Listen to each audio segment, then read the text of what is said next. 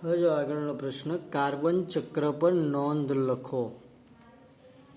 તો જે ગઈ વખતે આપણે નાઇટ્રોજન ચક્ર સુધી અભ્યાસ પૂરો કર્યો હતો, જેમાં નાઇટ્રિફિકેશન, ડિનાઇટ્રિફિકેશન, બરાબર ને, એની અંદર એઝોટોબેક્ટર આવે, પછી રાઇઝોબિયમ નામના બેક્ટેરિયા જે નાઇટ્રિફિકેશન કરતા હતા, અને સ્યુડોમોનાસ નામના બેક્ટેરિયા જે ડિનાઇટ્રિફિકેશન કરતા હતા.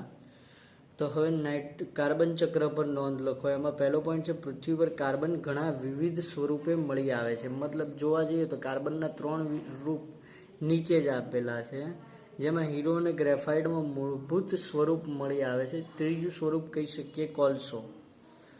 વાતાવરણમાં સંયોજન સ્વરૂપે કાર્બન ડાયોક્સાઇડ તરીકે, જ્યારે મૃદાવરણમાં વિવિધ પ્રકારના ખનિજોમાં કાર્બોનેટ અને બાયકાર્બોનેટ તરીકે કાર્બન મળે છે. એટલે કે કાર્બોનેટ અથવા બાયકાર્બોનેટ. જો કાર્બોનેટ હોય તો મતલબ CO3 આવે, અને બાયકાર્બોનેટ હોય તો HCO3 આવે. તો સજીવોમાં કાર્બનનું મહત્વ કીધું છે. તો બધા જ સજીવોમાં વિવિધ કાર્બન આધારિત અણુઓ, કાર્બોદિત, ચરબી, ન્યુક્લિક એસિડ અને વિટામિન છે. મતલબ આ બધામાં કાર્બન રહેલું છે. કાર્બોદિતમાં છે, ચરબીમાં છે, ન્યુક્લિક એસિડ છે અને વિટામિન બધામાં છે. વિવિધ પ્રાણીઓનું બાહ્ય કંકાલ અને અંતઃ કંકાલ કાર્બોનેટ ક્ષારોનું બનેલું હોય. હવે ક્યાં જોવા મળે? તો દરિયાઈ જે જીવો છે, બરાબર, દરિયાઈ જીવો શું કરે છે? પાણીમાં દ્રવ્ય ઓક્સિજન લે છે. તો એ જ્યારે કાર્બન ડાયોક્સાઇડ છોડે છે, તો એ કાર્બન ડાયોક્સાઇડ પણ ક્યાં જશે? પાણીમાં. તો આમ જોવા જઈએ તો પાણીમાં કાર્બન ડાયોક્સાઇડનું પ્રમાણ વધવું જોઈએ, પરંતુ એવું થતું નથી. એનું કારણ એવું છે કે જે પાણીમાં કાર્બન ડાયોક્સાઇડ જાય છે, એ કાર્બન ડાયોક્સાઇડનો ઉપયોગ એ કાર્બોનેટ સ્વરૂપે પોતાનું જે કવચ હોય એ બનાવવા માટે કરે છે. જેમ કે કાચબો લઈ શકો, કરચલો લઈ શકો. ત્યાર પછી તમે જોઈ શકો છો અહીંયા આગળ એક આકૃતિ આપેલી છે, જેમાં લખ્યું છે વાતાવરણમાંનો CO2 એટલે વાતાવરણનો કાર્બન ડાયોક્સાઇડ છે. તો પહેલી પ્રક્રિયા જોઈએ તો પ્રકાશ સંશ્લેષણ સ્વરૂપે કાર્બનિક સંયોજન એટલે વનસ્પતિ લે છે. ત્યાર પછી શું થાય? તો કે વનસ્પતિમાં જો પછી વનસ્પતિ એ CO2 વાતાવરણમાં મુક્ત કરે છે. પહેલો એરો વાતાવરણમાં શ્વસન ક્રિયા દરમિયાન. બીજામાં શું થશે? કાર્બનિક સંયોજન એટલે કે પ્રાણી છે એ ખોરાક તરીકે લે. પછી વનસ્પતિમાંથી કોલસો મેળવી શકીએ, પેટ્રોલિયમ બને છે. હવે વનસ્પતિમાંથી પેટ્રોલિયમ કેવી રીતે બનતું હોય તો તમારે એ જાણવું પડે કે જે ભૂતાપીય અસર છે, જેમાં આ સજીવોના મૃતદેહ એટલે વનસ્પતિ છે એ બધું અંદર દટાઈ જાય જમીનમાં, અને એની ભૂતાપીય ઉષ્માને કારણે એનું વિઘટન થાય, જેમાં પેટ્રોલિયમ પણ બને છે, કોલસો પણ બને છે.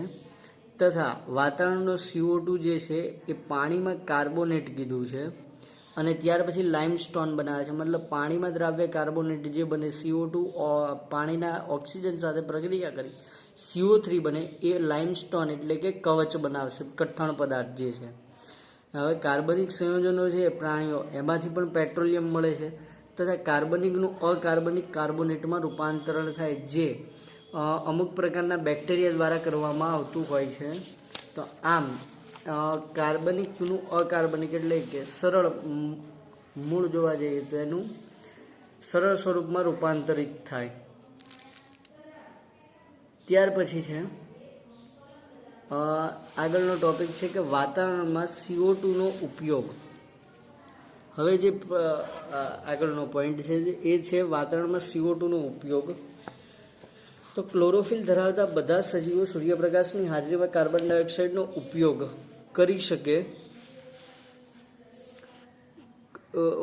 કરી પ્રકાશ સંશ્લેષણની ક્રિયા દ્વારા તેનું ગ્લુકોઝમાં રૂપાંતર કરે છે. હવે જો ક્લોરોફિલ ધરાવતા બધા સજીવો મતલબ લીલી વનસ્પતિ, આ લીલી વનસ્પતિ શું કરે છે? તો લીલી વનસ્પતિ જે છે એ સૂર્યપ્રકાશની હાજરીમાં પ્રકાશ સંશ્લેષણની ક્રિયા કરે અને હવામાં રહેલો કાર્બન ડાયોક્સાઇડનો ઉપયોગ કરી અને ગ્લુકોઝ બનાવે છે. આ ગ્લુકોઝ અણુ અન્ય પદાર્થોમાં રૂપાંતર પામે અથવા સજીવના મહત્વના અન્ય અણુઓનું સંશ્લેષણ કરવા માટે ઉર્જા આપે છે. તો જો અન્ય અણુઓમાં રૂપાંતર પામે મતલબ કાર્બોદિત છે, ચરબી છે, એ બધામાં રૂપાંતર થતું હોય, તથા અન્ય અણુઓના રૂપાંતર થવા માટે એ આપણને ઉર્જા આપે, અન્ય અણુઓનું રૂપાંતર કરવા માટે. તો આગળનો પોઈન્ટ છે વાતાવરણમાં CO2 નો ઉમેરો. હવે કેવી રીતે ઉમેરો થતો? આ જે હતો એ ઉપયોગ હતો કે પ્રકાશ સંશ્લેષણમાં થાય તથા ગ્લુકોઝના અણુઓ છે એના રૂપાંતરમાં પણ થતું હોય. તો વાતાવરણમાં CO2 નો ઉમેરો કેવી રીતે થાય? તો જીવંત સજીવોમાં ઉર્જા મેળવવાની શ્વસન પ્રક્રિયામાં ગ્લુકોઝનો ઉપયોગ થાય છે. જો જેટલા પણ જીવંત સજીવો છે બરાબર જૈવિક ક્રિયા કરી શકે છે, ઉર્જા મેળવવાની ક્રિયામાં શ્વસન પ્રક્રિયા જે ઉપયોગ કરે અને એમાં ગ્લુકોઝનો ઉપયોગ થાય. શ્વસનની ક્રિયામાં ઓક્સિજનનો ઉપયોગ કરી કે કર્યા વગર ગ્લુકોઝમાંથી કાર્બન ડાયોક્સાઇડ ઉત્પન્ન થાય છે. આ કાર્બન ડાયોક્સાઇડ વાતાવરણમાં ઉમેરાય. જો કેમ ઓક્સિજન? તો ઘણા એવા બેક્ટેરિયા છે કે જે ઓક્સિજનની ગેરહાજરીમાં શ્વસન કરે અને ઘણા એવા બેક્ટેરિયા જે ઓક્સિજનની હાજરીમાં શ્વસન કરતા હોય. એ સિવાય આપણા જે શરીરની વાત કરીએ તો તમે જુઓ આપણી શ્વસન ક્રિયા ઓક્સિજનની હાજરીમાં થાય. બરાબર, તમે શ્વાસ લો છો તો એ ઓક્સિજન લો છો અને કાર્બન ડાયોક્સાઇડ બહાર ફેંકો છો. પરંતુ તમે જ્યારે દોડો અથવા કોઈ કામ કરો છો, ઉઠક બેઠક કરો છો ખૂબ જ પ્રમાણમાં ઝડપી, તો શું થશે? તો એ ક્રિયા દરમિયાન એવી ઘટના થાય કે તમે એ ક્રિયા ઝડપી તો કરી રહ્યા છો પરંતુ આ ક્રિયામાં જરૂરી ઓક્સિજન જે તે કોષને ન મળે અને ત્યારે ત્યાં લેક્ટિક એસિડ ઉદ્ભવે અને એના કારણે સોજો પણ આવતો હોય છે. તો દહનની ક્રિયા જેમાં રસોઈ માટે ઉષ્મા મેળવવા પરિવહન માટે ઉદ્યોગોમાં બળતણનો ઉપયોગ થાય. હવે જો દહનની ક્રિયા ક્યાં થાય? રસોઈમાં થાય, ઉષ્મા મેળવવા માટે થાય, પરિવહનની અંદર એટલે કે વાહન દ્વારા એક જગ્યાએથી બીજી જગ્યાએ જવા માટે, અને ઉદ્યોગોમાં બળતણ તરીકે પણ આનો ઉપયોગ થાય. તેના દ્વારા ઉત્પન્ન થતો કાર્બન ડાયોક્સાઇડ વાતાવરણમાં ઉમેરાય છે. જ્યારથી ઔદ્યોગિક ક્રાંતિ થઈ છે અને મોટા પ્રમાણમાં અશ્મિ બળતણના ઉપયોગ સાથે વાતાવરણમાં કાર્બન ડાયોક્સાઇડની ટકાવારી બમણા પ્રમાણમાં વધી છે. આમ કાર્બનનું વિવિધ ભૌતિક અને જૈવિક ક્રિયાઓ દ્વારા પુનઃ ચક્રીયકરણ થાય છે. મતલબ વાતાવરણમાંથી સજીવમાં આવે, સજીવમાંથી પાછું વાતાવરણમાં જાય એ ક્રિયા. તો હવે આગળનો પ્રશ્ન છે ગ્રીન હાઉસ એટલે શું? ગ્રીન હાઉસ અસર કોને કહે છે? તો જો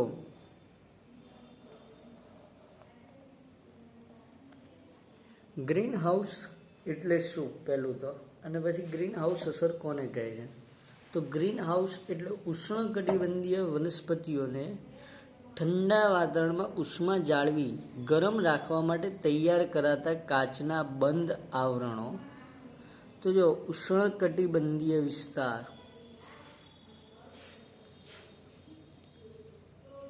જ્યાં તાપમાન ગરમ રહેતું હોય, ઠંડા વાતાવરણમાં ઉષ્મા જાળવી ગરમ રાખવા માટે તૈયાર કરાતા કાચના બંધ આવરણો છે. તથા ગ્રીન હાઉસ અસર વિશે છે તો કેટલાક વાયુઓ, દાખલા તરીકે કાર્બન ડાયોક્સાઇડ, પૃથ્વીમાંથી ઉષ્માને તેના બાહ્ય વાતાવરણમાં જતી રોકે છે. જો કાર્બન ડાયોક્સાઇડ છે ને એનો એક મોટો ગુણધર્મ છે, એ ગરમીનું શોષણ કરે. મતલબ શું થાય છે? તો વાતાવરણમાં જે ગરમી રહેલી છે એ બધી કાર્બન ડાયોક્સાઇડ શોષી લે અને કાર્બન ડાયોક્સાઇડ વાયુ ભારે હોવાથી એ પૃથ્વીની સપાટી જે છે જમીનની સપાટી એની આસપાસમાં રહે અને એના કારણે ત્યાં ગરમી વધારે લાગે છે. તો આ પ્રકારના વાયુઓનો પૃથ્વીના વાતાવરણમાં વધારો સમગ્ર પૃથ્વીના સરેરાશ તાપમાનને વધારે. આ પ્રકારની જે અસર છે એને ગ્રીન હાઉસ અસર કહેવાય છે. ત્યાર પછીનો આગળનો પ્રશ્ન છે કે ઓક્સિજન ચક્ર સમજાવો. બરાબર, તો પહેલો પોઈન્ટ છે સજીવ અને નિર્જીવ ઘટકો વચ્ચે થતા ઓક્સિજનના ચક્રીયકરણને ઓક્સિજન ચક્ર કહેવાય છે. હવે જો અહીંયા ઓક્સિજન જેને O2 પણ કીધું છે, બરાબર, એટલે એને બંને તમે કહી શકો છો, ઓક્સિજનને O2 પણ કહી શકાય. ત્યાર પછી આપ્યું છે આપણને અહીં આગળ ઓક્સિજન.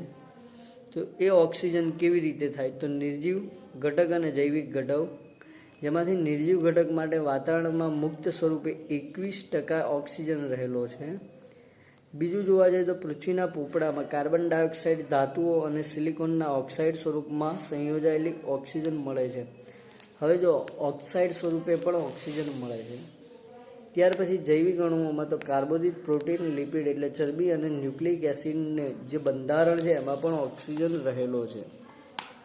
તો એનું જે સ્ટ્રક્ચર છે એ જોઈએ તો વાતાવરણનો જે ઓક્સિજન છે બરાબર શ્વસનમાં વપરાય.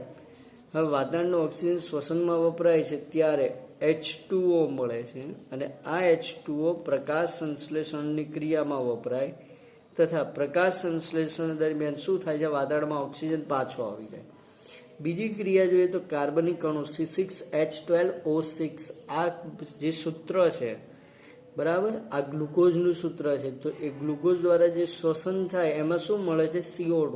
તો CO2 આપણે જો ઉચ્છ્વાસમાં કાર્બન ડાયોક્સાઇડ બહાર કાઢીએ છીએ કારણ કે આપણે ગ્લુકોઝનું દહન કરીએ છીએ ત્યારે CO2 મળે. CO2 નો ઉપયોગ ક્યાં થાય? પ્રકાશ સંશ્લેષણ. અને એ પ્રકાશ સંશ્લેષણમાંથી શું મળે છે? પાછું ઉપર C6H12O6 જ થશે. પ્રકાશ સંશ્લેષણથી શું મળે? ગ્લુકોઝ. તો O2 નો ઉપયોગ કરતી પ્રક્રિયાઓ જે છે એના વિશે જોઈએ તો વાતાવરણમાં O2 3 પ્રક્રિયાઓ જેમાં દહન, શ્વસન અને નાઇટ્રોજનના ઓક્સાઇડના નિર્માણમાં પ્રક્રિયામાં વપરાય છે. નાઇટ્રોજનના ઓક્સાઇડ જે નાઇટ્રાઇટ છે, નાઇટ્રેટ છે એ નાઇટ્રોજનના ઓક્સાઇડ છે.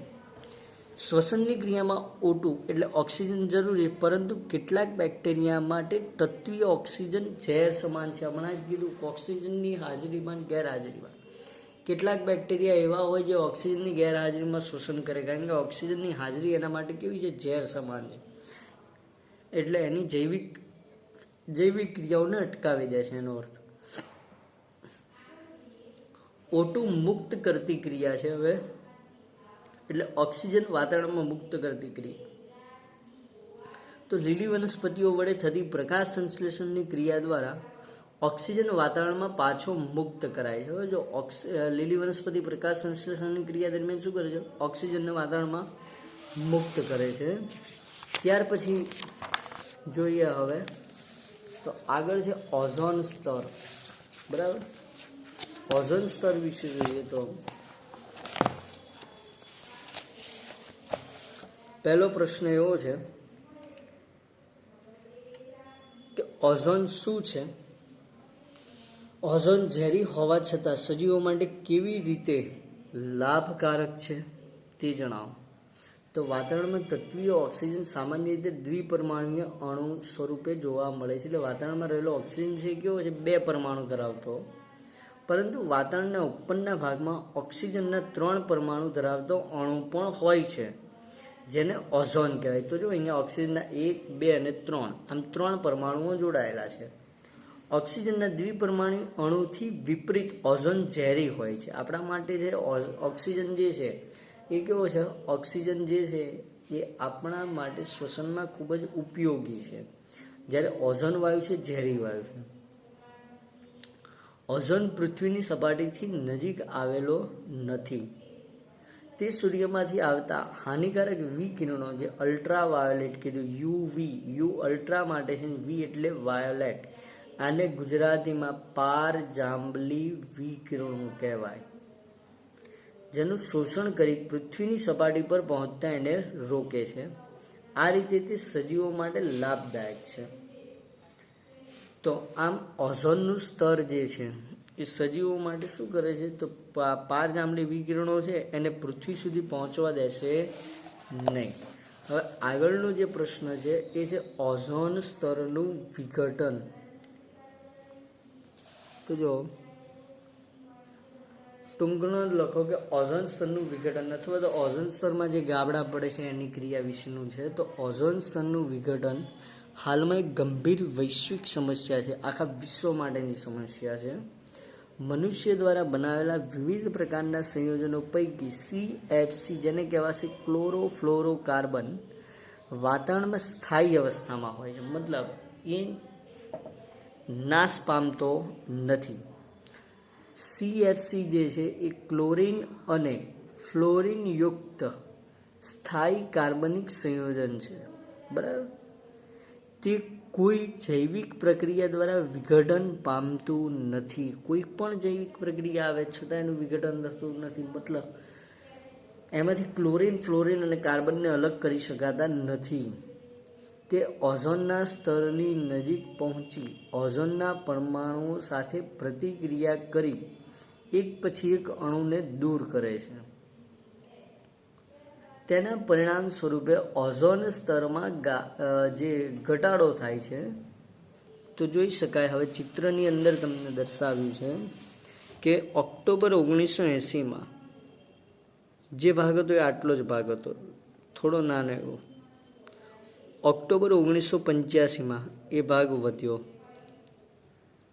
અને ઓક્ટોબર 1990માં એનાથી પણ વધ્યું.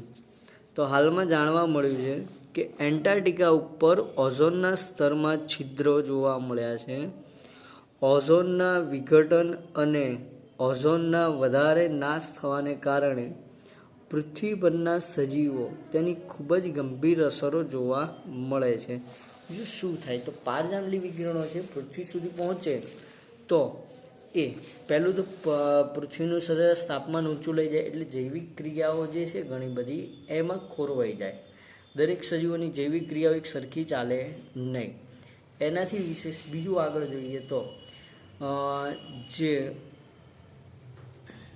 પારજાંબલી વિકિરણો છે એના કારણે ચામડીના રોગો થવા, કેન્સર થવું, આંખમાં જોવાની ક્ષમતા ઘટવી, બરાબર, આંધળા થઈ જવું, આ ક્રિયા પણ થાય. આ જે આપણે કહી શકીએ કે ડાયનાસોર યુગ જે હતો એનો અંત આવવાનું કારણ શું હતું, તો એ પણ એક આ જ પ્રક્રિયા હતી જેમાં આપણે એવું કહી શકીએ કે પૃથ્વી ઉપર આવતી ઉલ્કાઓ જે હતી ખૂબ જ પ્રચંડ વેગે એટલી બધી ઉલ્કાઓ આવતી હતી જેના કારણે એટલી બધી અલ્ટ્રાવાયોલેટ કિરણો ઉદ્ભવ્યા, જેના કારણે ડાયનાસોર બધા જેટલા પણ હતા એમાંથી ઘણા બધા ડાયનાસોર એ ઉલ્કા નીચે દબાયાના કારણે નહીં, પરંતુ એટલું બધું રેડિયેશન થયું જેના કારણે એ આંધળા થઈ ગયા. અને એ આંધળા થવાને કારણે ત્યાર પછી ઘણા બધા મૃત્યુ પામ્યા હતા. કારણ કે એ વખતે આવા રસ્તાને એવું હતું નહીં, ખડકો ને એવું બધું હતું, પર્વતો ને એવું બધું, બરાબર, પૃથ્વી ઉપર, જેના કારણે એમને ઘણી બધી તકલીફ પડી હોય. તો હવે જો